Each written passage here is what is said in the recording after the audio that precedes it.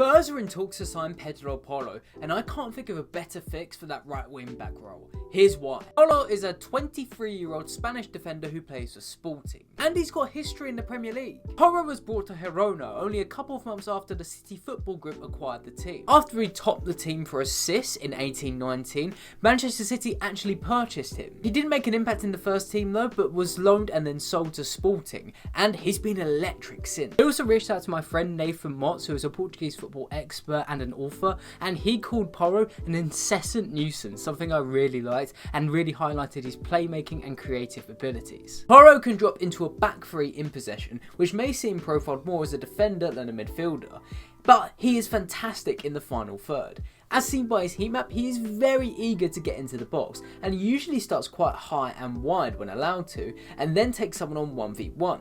Once he's near the box, he can cross in, and he usually does this with lofted crosses, but I have seen him go to the byline and try cutbacks as well. That can be seen in the stats too. In fact, only Nuno Santos, also of Sporting last season, completed more crosses into the penalty box per 90 than Porro in the league. What we haven't mentioned so far is his defensive work. While strictly in tackles attempted versus completed, Porro doesn't look too bad. I actually think he's pretty decent in the 1v1. He could still improve. There's times where he fails to track the player he's meant to be marking, particularly when he's getting overwhelmed 2v1. And also Porro, I remember last season he did have a clumsy moment in him. He gave away a penalty against Famalicão with a pretty panicked tackle. Still, he's really young, you should expect these things. I also think he could have more than his 18 goals and assists in Primera since he joined Sporting. I often see him get into the right position in the final third in the penalty box, and he just misses his chance. However, since he can play right wing back and he drops into a right back when Sporting tend to defend, I think he makes a really attractive buy for any club across Europe. And yes, that does include Tottenham Hotspur.